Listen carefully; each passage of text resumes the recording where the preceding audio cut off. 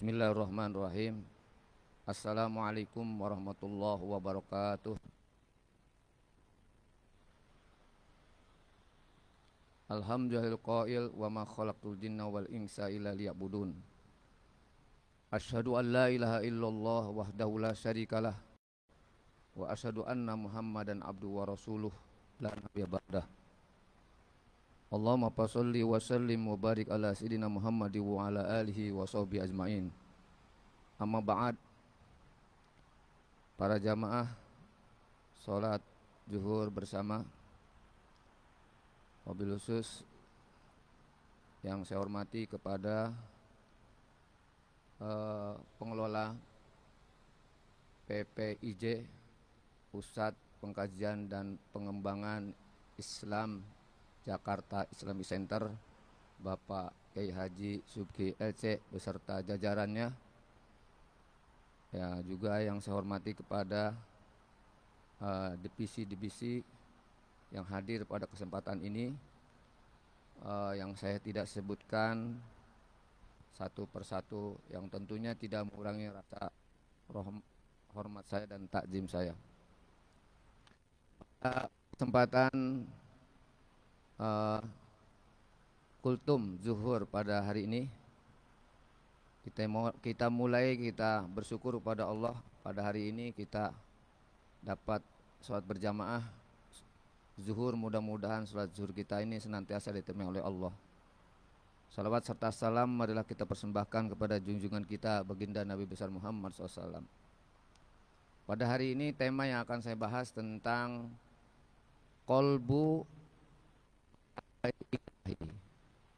Kolbu menggapai ilahi. Kajian yaitu tasawuf. Manusia itu ada 3 hal yang dimiliki oleh manusia.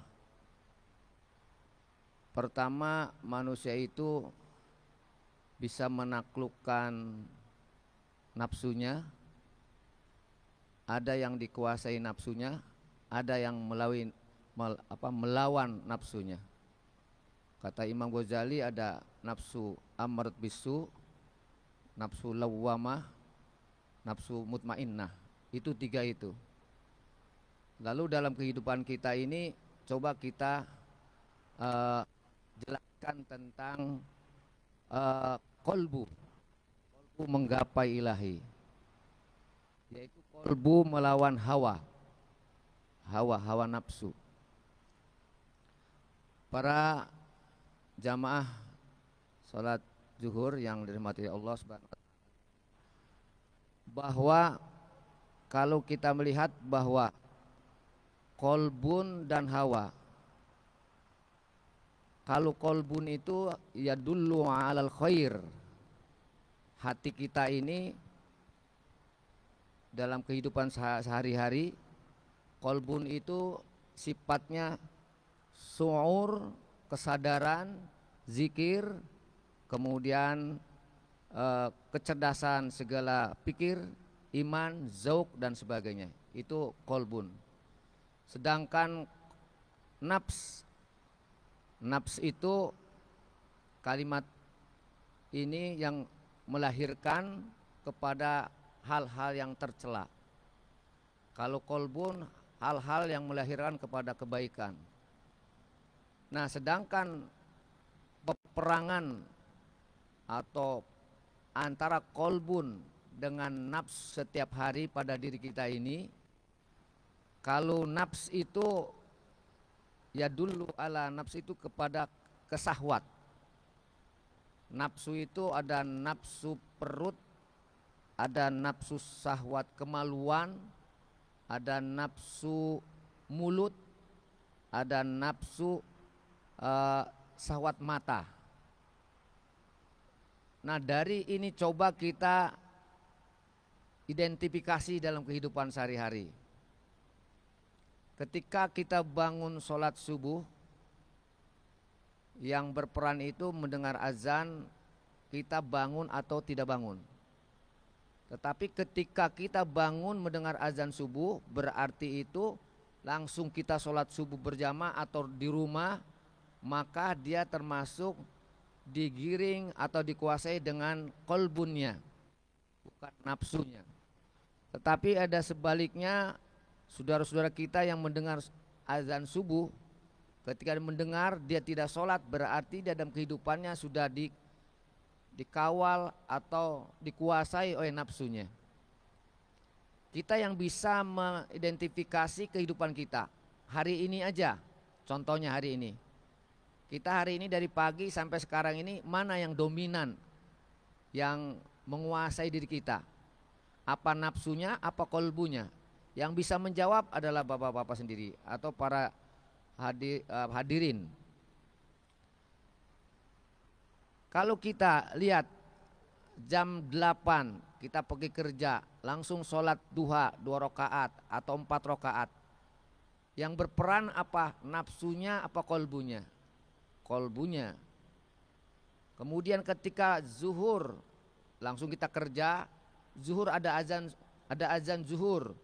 Kita sholat berjamaah di sini, itu kolbunya yang sekarang menggiring dan menguasainya, yang menunjukkannya. Tapi ada orang ketika dari masjid Jakarta Islamic Center sudah adzan begitu mengumandang kemana-mana, dia cuek baibah atau biasa sajalah, nggak tertarik untuk sholat jamaah, berarti dia dikuasai oleh nafsunya.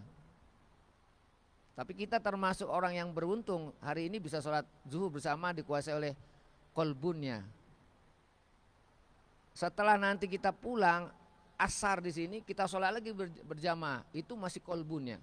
Tapi ada orang sepihak lain, di antara lain ada orang mendengar juga, ya lewat saja yang namanya asar, berarti dikuasai oleh nafsunya. Begitu juga maghrib kita pulang, kita sholat lagi, itu dikuasai kolbunnya. Tapi ada orang pulang kerja langsung tidur, makan tidur, berarti dikuasai dengan nafsunya. Begitu terus tiap hari. Para jamaah yang berbahagia, kalau kita lihat, jangan sampai kita ini, ada Al-Quran menjelaskan aro'aita man ittakhadha ilahahu hawa. Al-Quran surat Al-Furqan 42. Tidaklah kau perhatikan orang yang menjadikan ilah atau Tuhannya itu hawa nafsu, yaitu tadi. Jadi menuhankan hawa nafsunya itu, dia tidak lagi memperhatikan kewajiban seharinya sebagai orang Islam untuk ibadah pada Allah. Yang digeluti dunia, tetapi untuk akhirat dia jauh.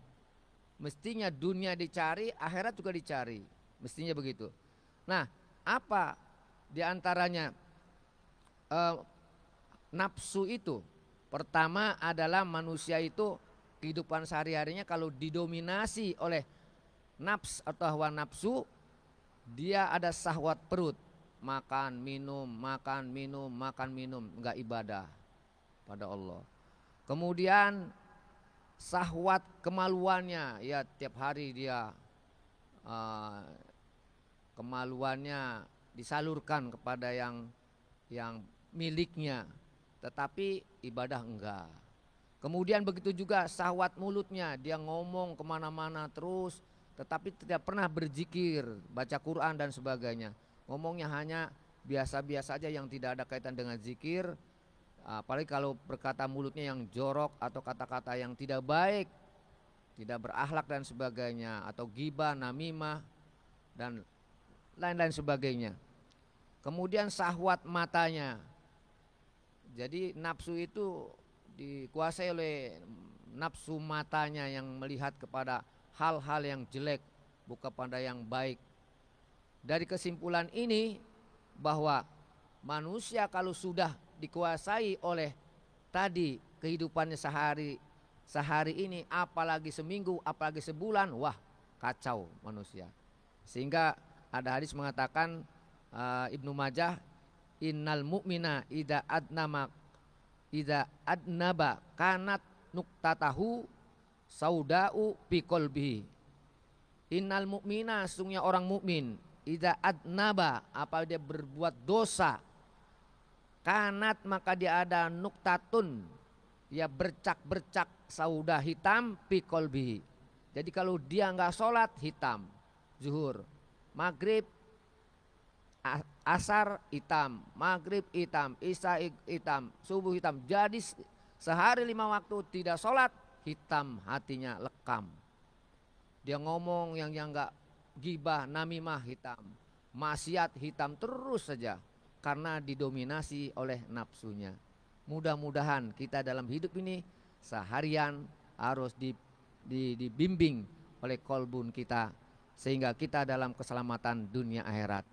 Demikian kaji kita pada kesempatan ini, mudah-mudahan kehidupan kita sehari-hari selalu dapat bimbingan kolbu kita yang menyelamatkan hidup kita di dunia dan di akhirat. Demikian, wallahul muwaffiq wal muthariq. Assalamualaikum warahmatullahi wabarakatuh.